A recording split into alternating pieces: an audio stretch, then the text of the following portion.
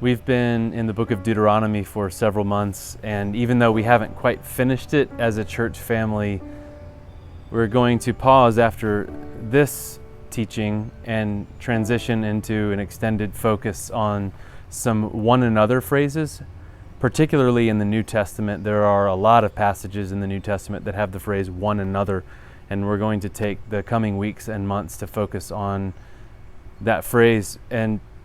But now I want to talk about Deuteronomy chapter 27 and how, even though this is a practice from thousands of years ago that we are going to read about, I think it has a lot of relevance for today and a lot of relevance in everything that's going on in our world. And so this teaching is for March 22nd. Deuteronomy chapter 27, verses 2 through 8. I'll start with verse 2. When you have crossed the Jordan into the land the Lord your God is giving you, set up some large stones and coat them with plaster. Again, some context as we've been going through this book for months. This is an ancient text from thousands of years ago. And the context is right before they were going to enter into the land.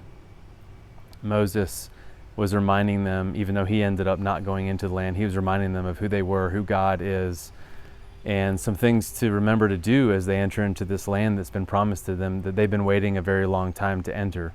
So they're set free from slavery. It's been almost 40 years.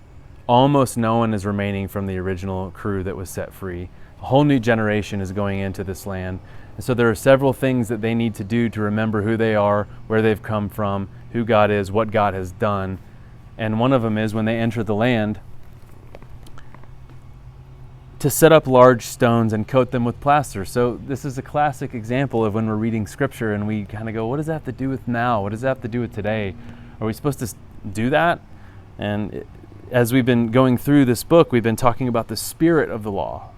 What is the heart behind it all? What's the spirit of it all? How do we observe these things, even though these were commands given to ancient people at an ancient time? Well, let's start with large stones. Large stones. What are they? How big is big? Well, historians believe these are big, upright, monumental stone slabs. These are pillars. These are huge. Remember the Come Thou Fount song? Here I raise mine Ebenezer. This is the Ebenezer. I raise this huge stone as a memorial, as a remembrance. This big thing. And let's just say you're wandering in the woods and you come across a big stone that you know had to have been placed there. Isn't laying on the ground, but is upright. You would know someone did that on purpose. And so it's one thing to have something on purpose. It's another thing to know what the purpose is. And so to coat these upright stones with plaster, there's something else. There's a covering of this. And so the plaster, this is a pretty common, from what we know, it was a known or common, somewhat common ancient Near Eastern procedure where they would coat a big pillar of stone with plaster, and then they would write something to make it really stand out. And there's something called the Balaam inscription that's found in Jordan even today, and it's written on plaster. And so as you go into this land, when you've crossed the Jordan, it's a whole new generation of people. Do something, set something up as a remembrance. You've gone through all this stuff. You've gone through slavery. You've gone through freedom. You've gone through wandering. And now as you enter in, do something as a specific, strong remembrance of the thing that you've gone through. And so verse 3 says, write on them all the words of this law when you have crossed over to enter the land the Lord your God is giving you, a land flowing with milk and honey, just as the Lord, the God of your ancestors, promised you. And when you have crossed the Jordan, set up these stones on Mount Ebal, as I command you today, and coat them with plaster. So they're to enter the land. set up these huge pillars, these huge Ebenezers, these huge stones, these large stones, set them up as some sort of memorial or remembrance so that it will pop. It will be noticed. Coat them with plaster and write on them all the words of this law. So there's the question is, what is that? What are all the words of the law? Is this all the entire Old Testament? No, it couldn't be, because the entire Old Testament hadn't been written yet. Oral culture at this point, very little writing, and so we're not to think that there was a bound Bible at this time yet. So what is all of the law? Well, some scholars believe maybe this is referring to all the laws that had just been spoken leading up to this. So this is chapters 12 through 16 possibly, which obviously wouldn't have been referred to as chapters 12 through 16 at the time. This was just part of an extended teaching of Moses, a series of sermons possibly, or one long sermon. So chapters 12 through 16, all the laws that were just spoken leading up to chapter 27, possibly. It could be referring to the whole book of Deuteronomy, or the whole book of Deuteronomy leading up to when this was said, possibly. One historian says, just so that we understand how large these stones must have been, one historian says that two of these stones that would be set up in this way, these big pillars that are covered with plaster, could be big enough to hold more than the entire text of all the book of Deuteronomy. So just so we kind of picture how big those are. So the whole book of Deuteronomy could be contained and more on these stones. When you think of two stones with the laws or the law, you might immediately think of the 10 Commandments, right? So you have these tablets with the 10, or the fullness of what was spoken on Mount Sinai from the book of Exodus. This is bigger. This is not Moses coming down from the mountain to say, this is what God said. This is more than that. This is extended laws. This is beyond that, with huge pillars, with more. And so writing down the law on something bigger than tablets, it's a visual demonstration of an expansion of the teaching of God beyond the 10 Commandments at Mount Sinai. It's also a way to inscribe something, right? It's different. Talking about it's one thing, but to inscribe it is another thing. It kind of makes it stick, right? It's big, and you stand it up, and it's to remember something. But what is it to remember? What are you supposed to remember?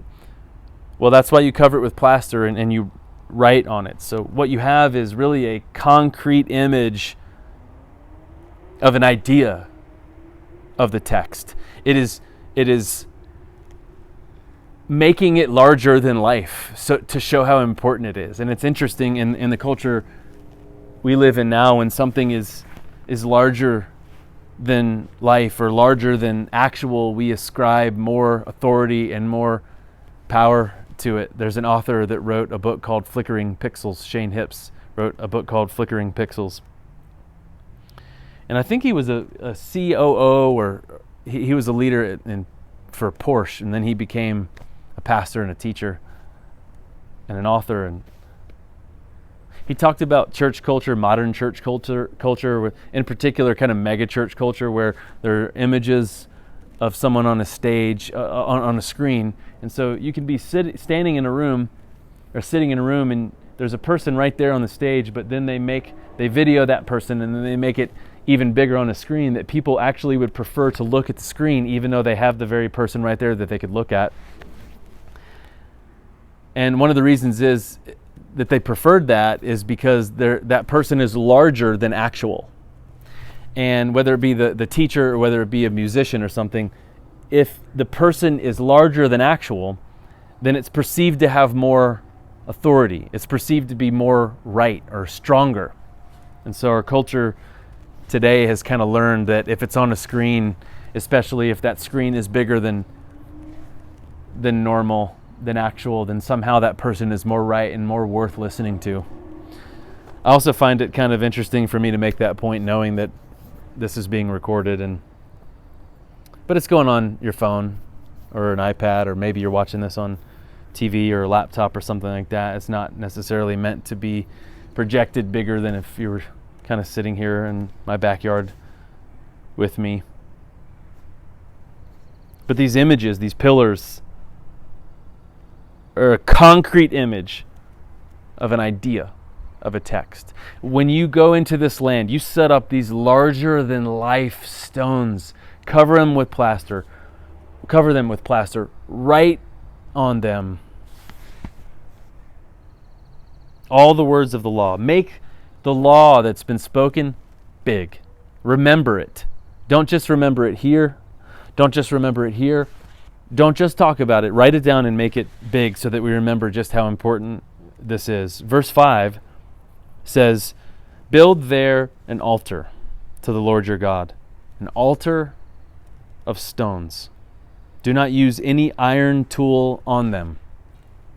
And so what you have here is possibly different stones. These might be the same stones, and these stones that are big with plaster with words on them are for remembrance of the law, but then there's also stones that are made for an altar. So if you were to build an altar with the stones, you're probably not talking about the stones as significant as these big stones. Nonetheless, we really don't know how big they would be, but these might be a little bit more regular. An altar of stones. Place these stones. Build an altar unto the Lord, right? And an altar would be a place of prayer. An altar would be a place of sacrifice, offering to God, thanking God for all that's being provided, a very special, holy place for worship. But why wouldn't they use any tool on them? That's an interesting add-on. Do not use any iron tool. Do not wield iron over them, one translation says. An iron tool. Now this could draw us back to Exodus chapter 20, verse 25, that says, and you should make me an altar of stones, and you shall not build them of hewn stones. You shall, for your sword, you would brandish over it and profane it. And so this iron tool is translated in Exodus in some English translations as sword. But it doesn't make much sense to think that they would be ironing out stones with a sword. And so the English translation from Tyndale in the early 16th century uses tool, uses sword. And so you have this combination of the word sword connecting with the word tool. And in the Hebrew, the word is herev, and it means kind of sword. But most likely, because they wouldn't be using an actual sword to do this, that's not the tool that they would use. By saying the word sword here, some rabbis have thought that this is meant to be kind of a metaphor, a stand-in for what they really think this is referring to, which is a chisel. So a sword, don't use a sword to it. But it probably meant more like the tool of a chisel. And so there's a rabbi that I've actually mentioned a couple times recently, an 11th and 12th century French rabbi, Rashi. And so he kind of caught the implication here.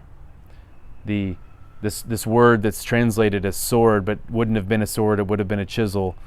And Rashi, being this great teacher, he says that the altar is interesting tension on purpose. The altar was actually created for life. The altar was created to lengthen a man's days, is what he said.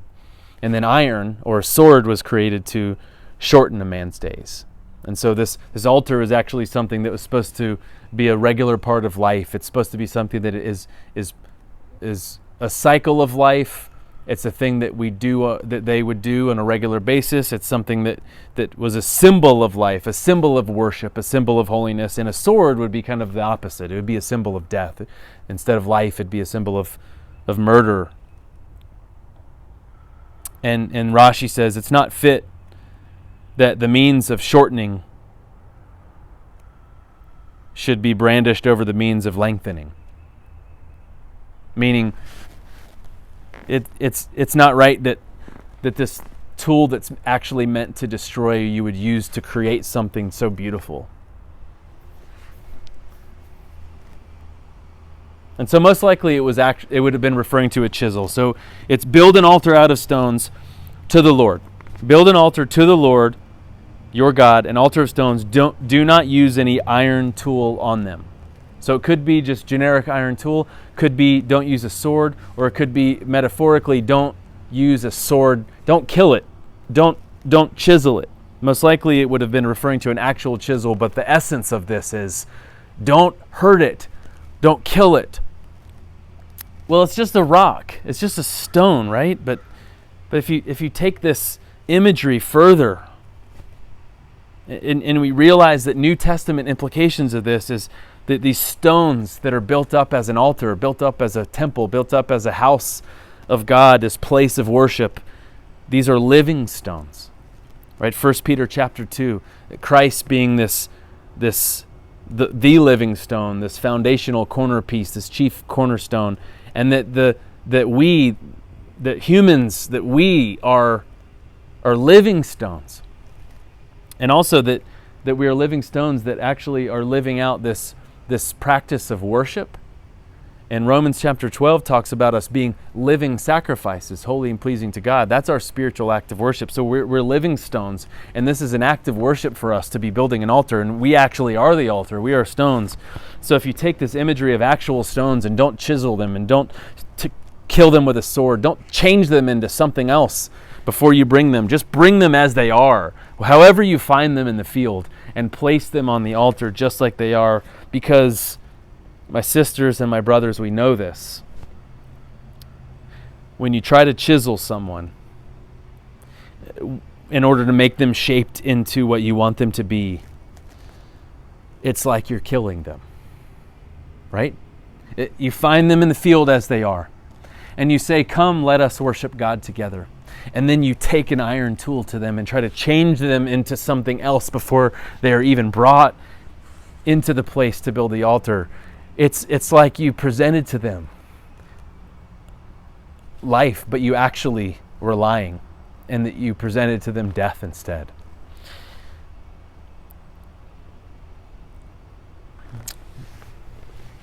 So we must remember that these stones are placed in the field, they're laying in the field, and they are ready to become an altar together.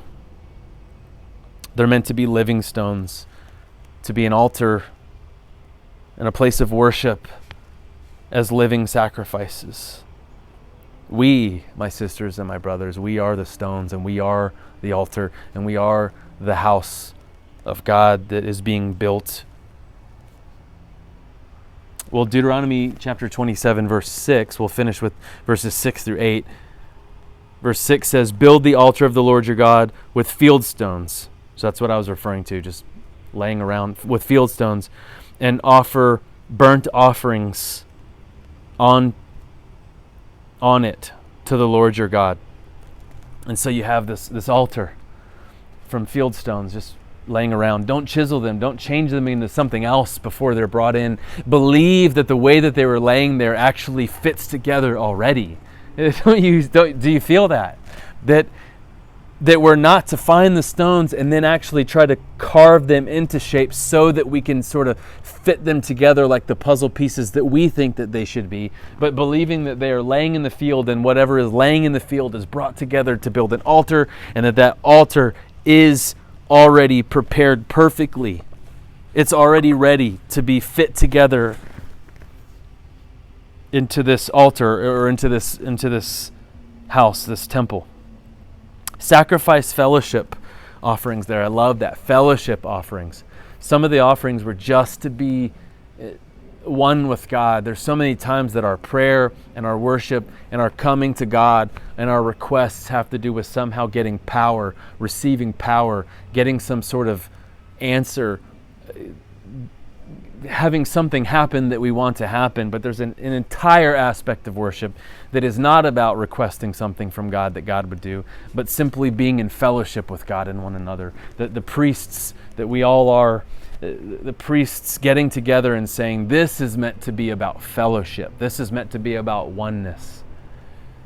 This isn't about receiving power and getting things. This is about the very presence of God that we're becoming more and more aware of. So sacrificing fellowship offerings, they're eating them and rejoicing in the presence of the Lord your God. So it wasn't food thrown up to God that you hope God catches and eats.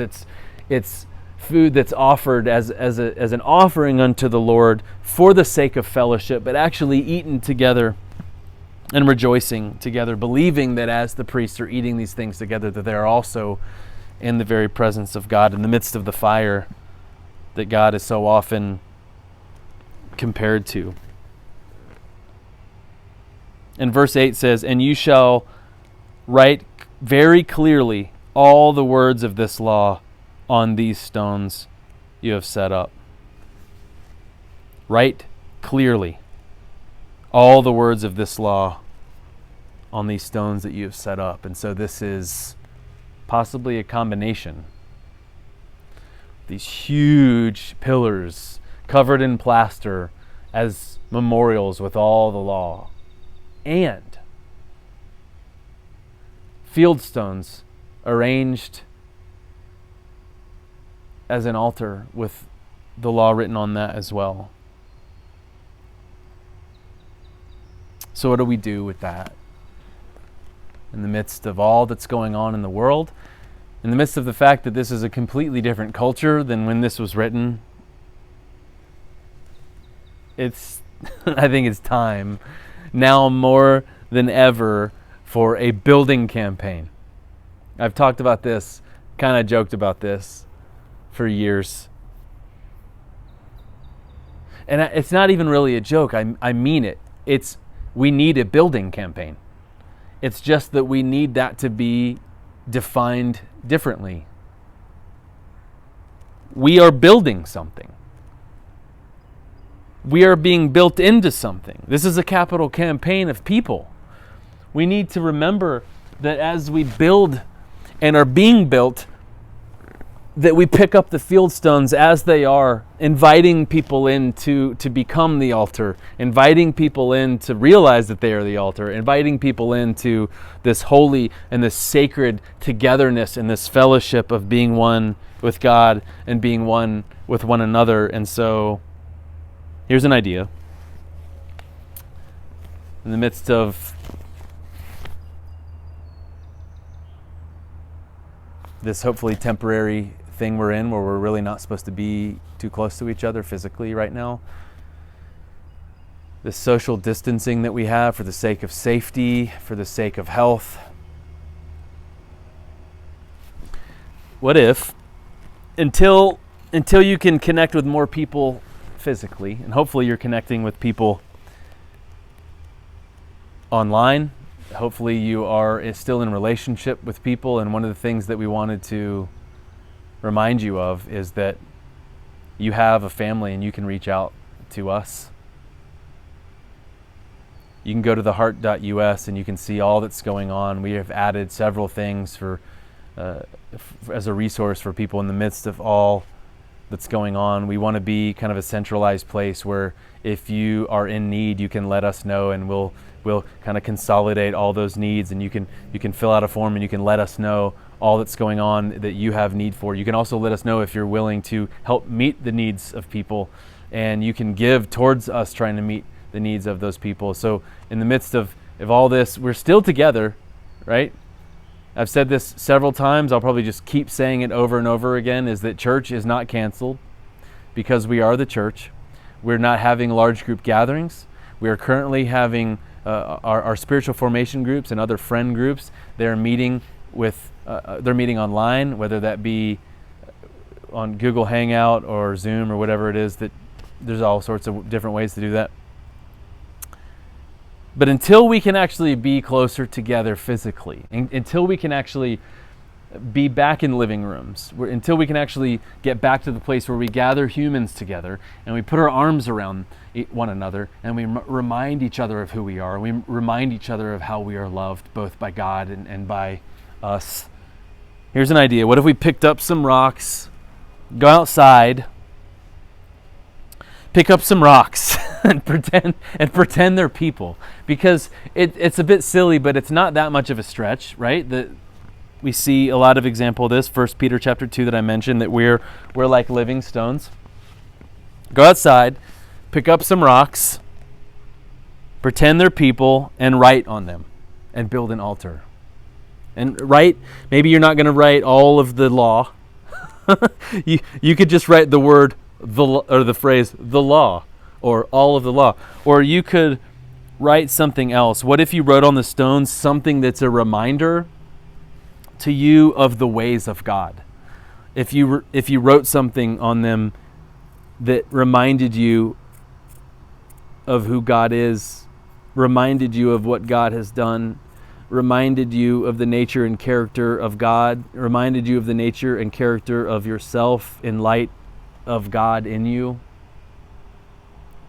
What if you wrote something, some word or words, or maybe an image, if you're more of an artist, and draw something abstract that is a reminder to you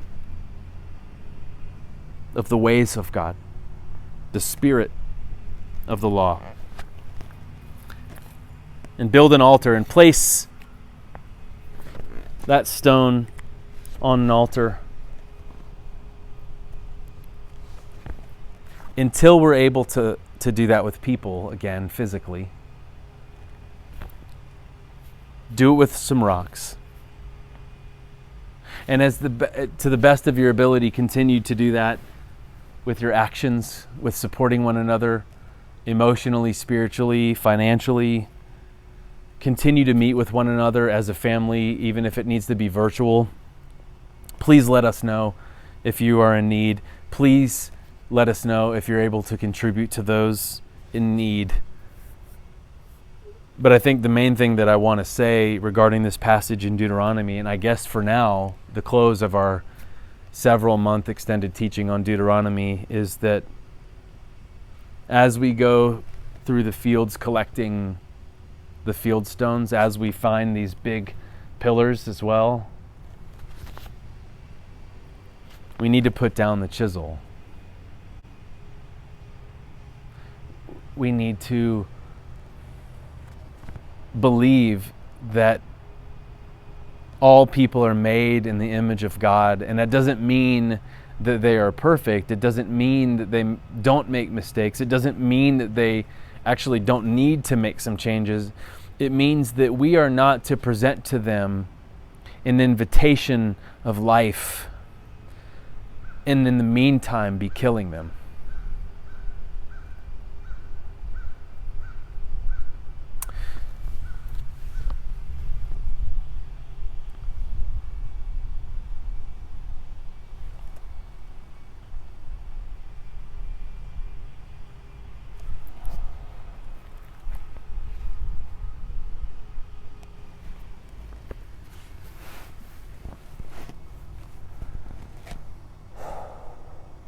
And so, may you believe these things about God, and may you also believe these things about yourself, and may the Lord bless you and keep you and be gracious to you and turn His face towards you, shine His fire on you and grant you with peace. In the name of the Father, Son, and Holy Spirit. Am I forgotten? Am I alone? Do you even hear me? Oh God.